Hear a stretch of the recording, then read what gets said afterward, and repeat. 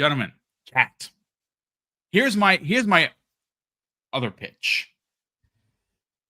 I believe, based on the way the industry has been the last 5 or 10 years, you've heard the pony community move a goalpost for one thing or another, right? First, it was games being the most important thing, right? And PlayStation, for their credit, has done a crazy good job up until the last couple of years about putting out bombastic, well-rated first-party games from Sony Games Studios. And you go back to 2018, 2019, 2020, solid 3 years. Not only did they put out their own bangers, they locked up a bunch of other ones that fell in between their launches. And that's why Sony had tremendous success during the PlayStation 4. They had a lot of really great games. Now, 2021,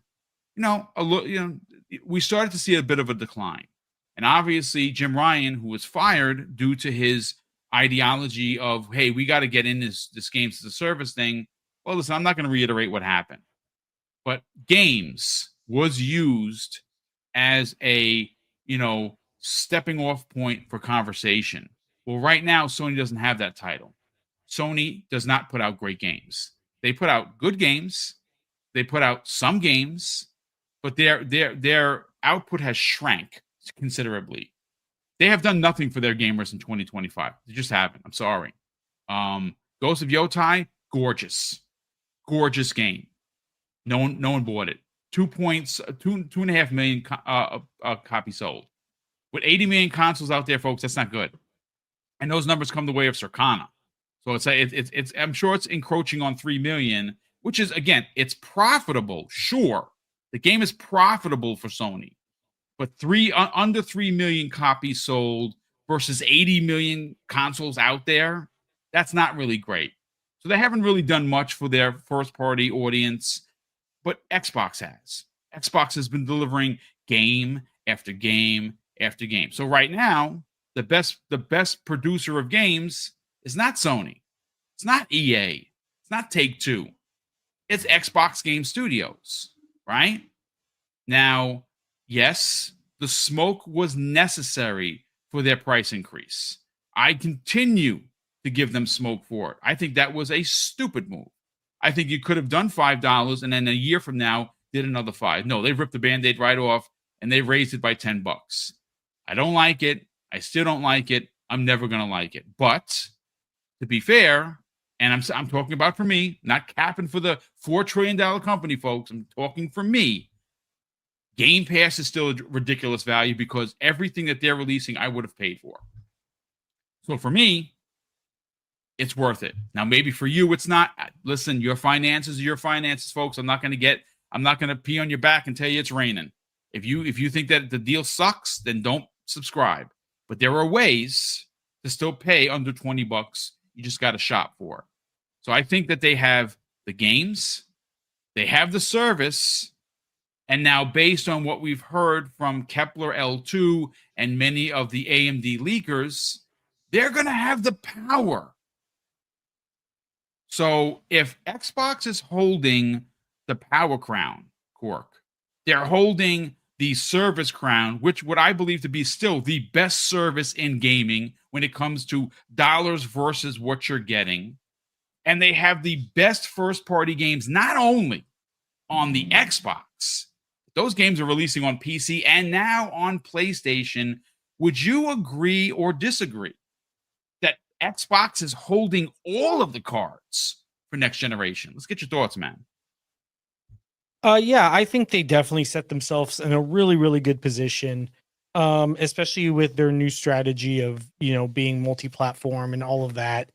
They're hitting their stride of what they wanted to do, pre-COVID.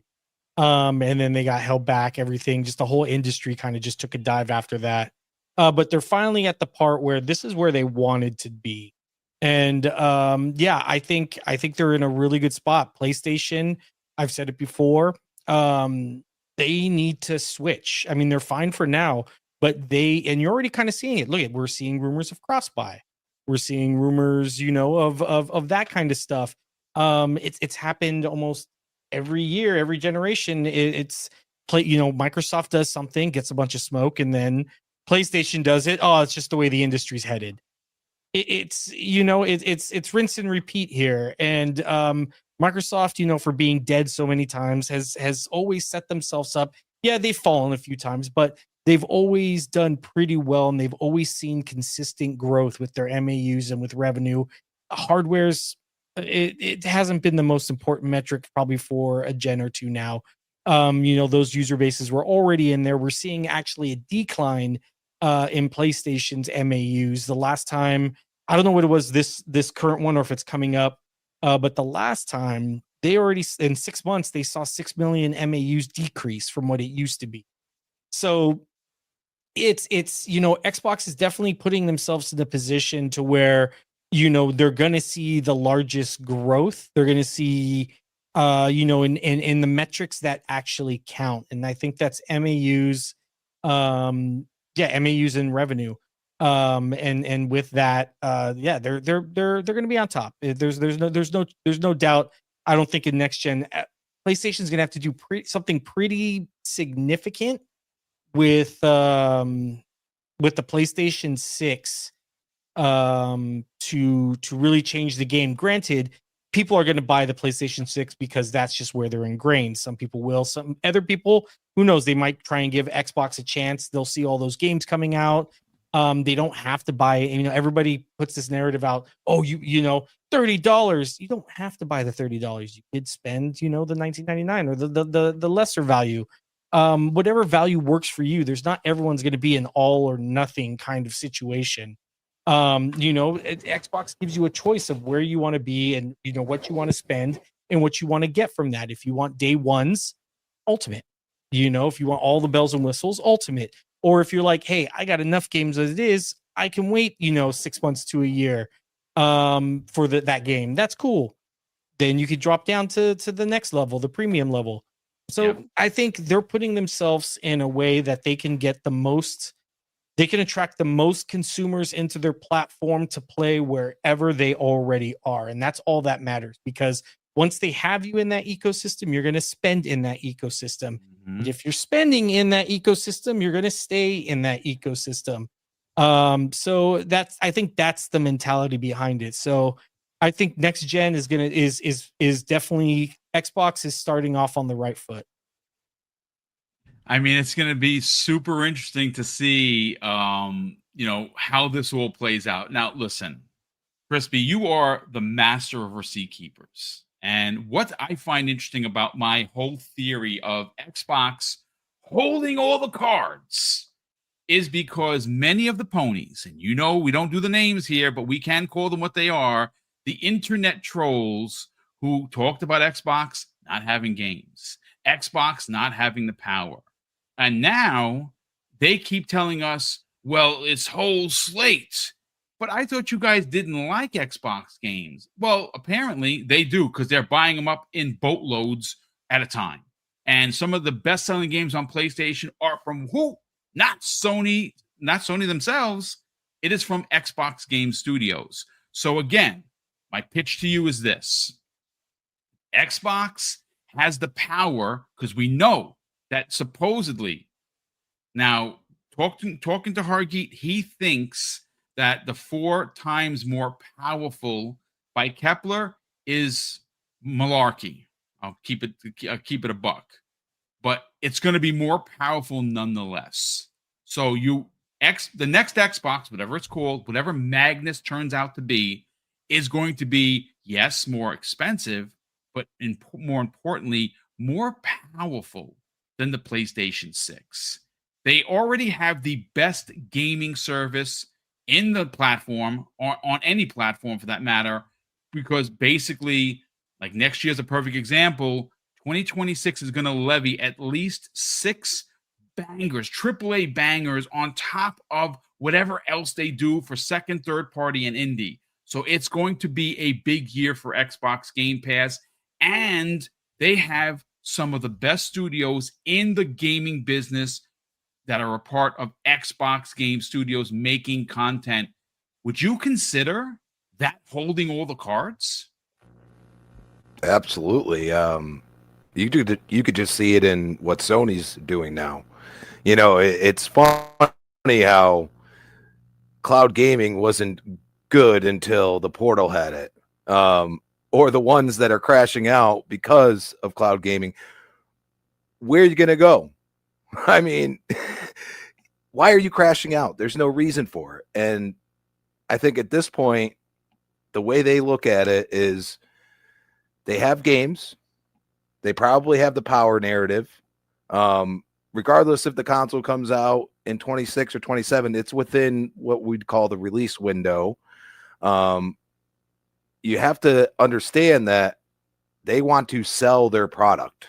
And that's why you go back to them looking at larger platforms and not the direct competition of console sales and saying, we can get to that larger platform status by releasing in multiple different ways.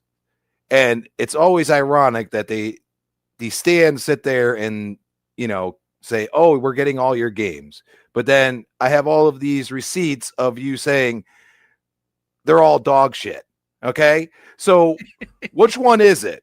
Because that's called being a hypocrite. And I don't like hypocrites. And that's why I probably keep receipts more than anything. So I can laugh. And they know it a lot of times because they don't come at me the way you think they would.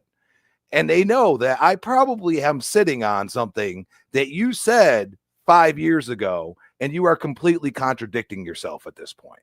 So it's becoming harder for them to move the goalpost, and it's becoming hard for Sony to deny the success of what Xbox is doing.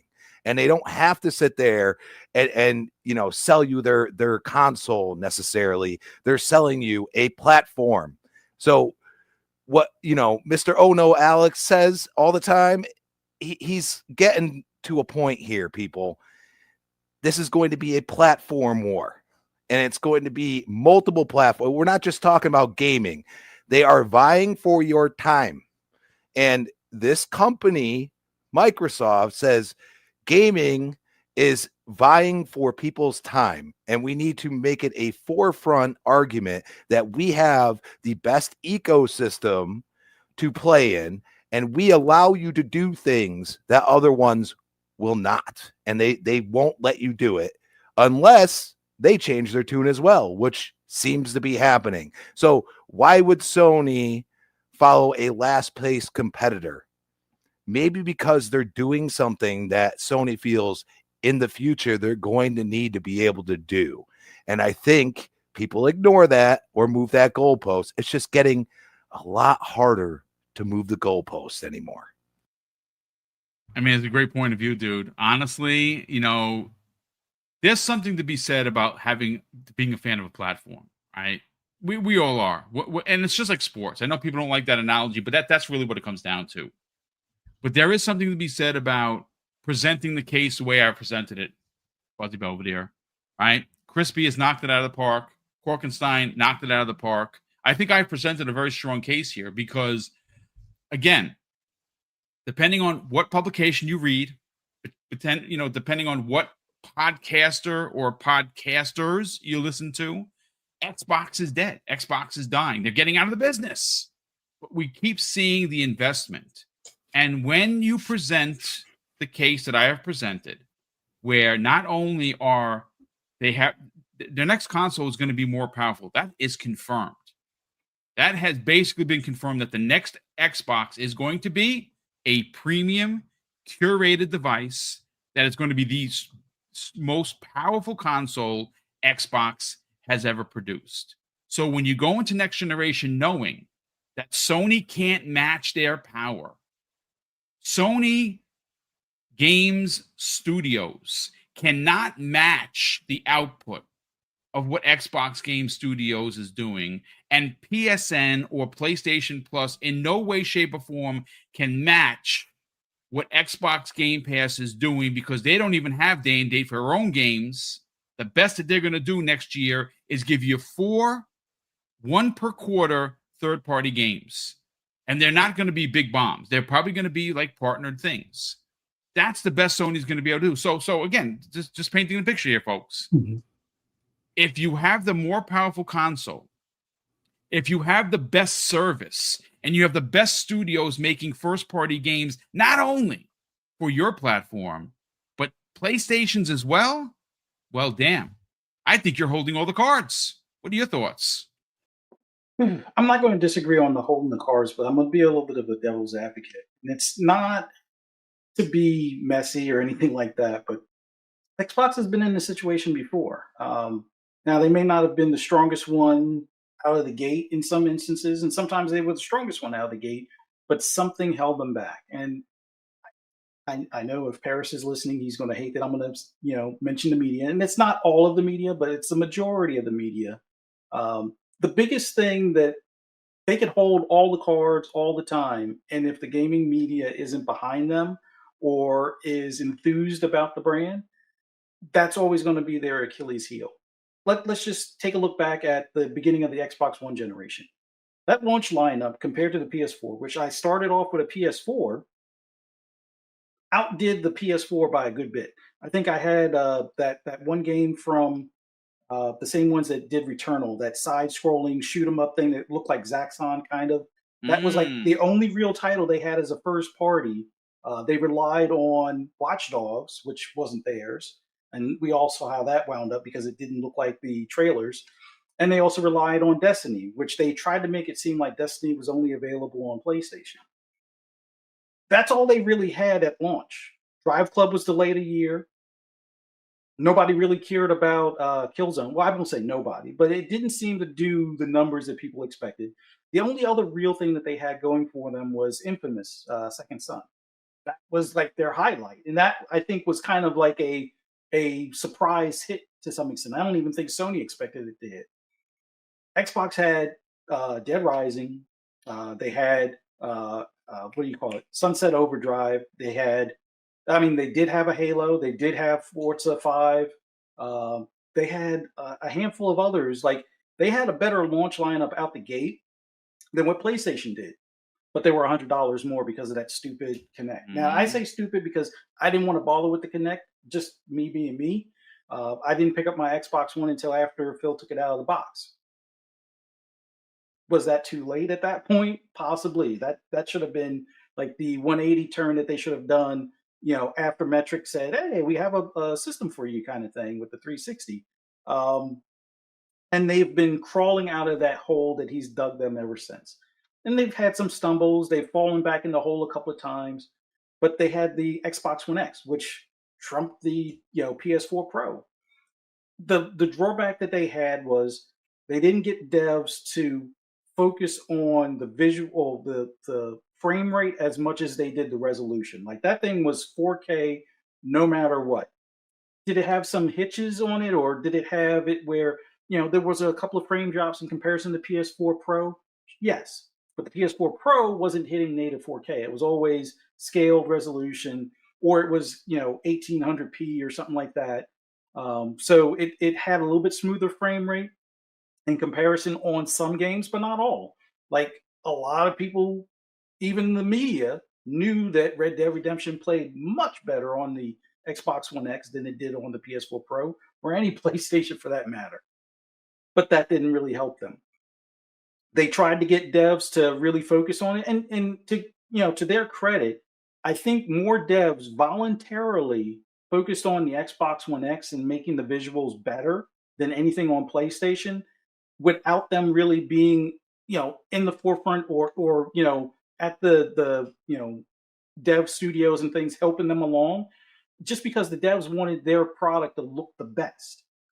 In comparison, if we fast forward to today, the PS4 or the PS5 Pro, it seems like even when the devs do try or when they send help from PlayStation, the game still has its issues. I don't know if it's because of the pisser versus waiting for FSR4, but it is what it is at this point. It's a very expensive device that is a bit of an upgrade in a lot of cases compared to the regular PS5, but it didn't seem to hit the same stride like what the Xbox One X did in comparison for that generation when it was a mid-gen refresh. So they had the cards then with that, and they were just starting to come into their own with Game Pass, where we had things like, what was it? Not Outcast. What was that thing? The one from People Could Fly, that was like a game that was like the first big Outriders. Outriders. Like that was Yes. huge. That was a card that they had, and yes, Square screwed it up because People Could Fly didn't necessarily get the money or the support that they should have from Square, but and plus they tried to slow down the progression, and people still found a way around it by not wearing the boots and still having a decent build and stuff. So, but that was another time where they had the cards where they had a service that was working great, and you have your day ones in there, although they weren't as consistent as they are today, but they were coming in droves, and you had a lot of indie games that people were exposed to that probably wouldn't have picked them up, and it opened, I think, a lot of people's palettes as far as what they like in gaming. So Xbox has done a lot even in the Xbox One generation, and then we fast forward over to the Series generation. Now, there weren't as many brand new next gen only titles. There was a lot of cross gen stuff, which they said that was going to be the case. But the people that believed in generations also did the same cross gen stuff. Now, there were a few things that were supposedly only possible on the PS5 because of that SSD deal. And when the people actually, the gaming media ran the test, 99% of the games that they would try to start up at, like on a reboot or anything along those lines, started up faster on the Xbox Series consoles if it was available on both consoles. Of course, you don't have Ratchet and Clank on that console, and they raved about how you could do the inner world things and stuff like that when that was all scripted stuff. In comparison to, what was it, Psychonauts 2? That wasn't scripted, and you could go through some of the mirrors, and it's a different world, and no loading times on that either. But people forget about that stuff. But the one thing How dare I you bring just that up, sir? You're making too much sense. no, but the one thing I do want to say, like Xbox, I expect that they're going to have all the cards in this next generation. If the timing is right, kind of like what we talked about with the Grand Theft Auto 6 and everything, it could change the whole narrative for the next generation. We could see a resurgence, kind of like we saw with the 360 generation. But the gaming media, I think, are the ones that hold Xbox to a higher standard with less forgiveness on their Rex racks rake stepping. Jeez, I can't even speak. No, because like if Xbox has it where I saw a few people, and this isn't the media. These are influencers that hop on the click train. They're talking about games that are leaving, Xbox's, Game Pass service, which has been the case since the beginning. Stalker 2 is not a first party.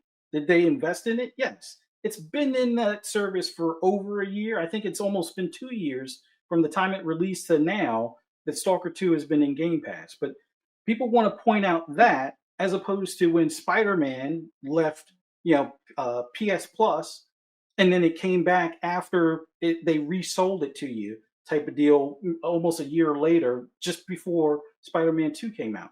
But I don't remember that same influencer talking about, Spider-Man leaving, PS Plus because who cares? Oh, well, we buy our games, so they already bought it. But if you're a part of the we buy our games crowd, then why are you even worried about a game leaving Game Pass to begin with? But that's the problem that Xbox is going to have to figure out how to overcome. The gaming media, the influencers, they have all the cards. They have with the exception of maybe still Embracer, they have all or more dev studios than any other platform. They have more projects and games in process than any other publisher. They have uh, more R&D going into more hardware than any other platform. They have a gaming service, be it that there's a price increase, but you can shop around and get better pricing and so forth. They have a gaming, service that is better than any other platform. I'm a little biased, so I'll admit that opinions may vary on that one, but I think their service is the best one out there. They're going to have the hardware to show for it this next generation. Will the gaming media be in their favor, or will they be picketing about the fact that we still have batteries in a controller with this next generation? Or will they complain that, they how dare they make their own handheld or a S model equivalent console that's holding back gaming, yet the Switch 2 is pretty much on par with the previous generation. Um, that's going to be the thing to see. But I do think they have all the cards. I think if the timing is right, they could, have another 360 moment. But if the gaming media isn't in favor of them, or if the narrative on social media isn't in favor of them, although they're doing better with these clips or commercials. I don't know if a lot of people have seen the new like Xbox clips where They're they show the great, guy dude. freezing in front Yes. of like a midnight launch, and it's like that's the old days. Now you just click and download day one. Like if they put more of that stuff out there, I think that will help with the gamers out there in general. And the media will have to, at some point, capitulate to that for the fact that gamers are not going to want to care about them saying, well, the ring of death in the past and batteries in the controller. They'll just look at, well, I get the games day one. I hit download. I don't have to stand outside. I don't have to worry about pre-order. I don't have to worry about any of this stuff. I can game when I want, how I want, where I want. And that's the thing that they're going to have to really push going into the next gen. But I think they have all the cards. Will it matter? We'll have to ask IGN.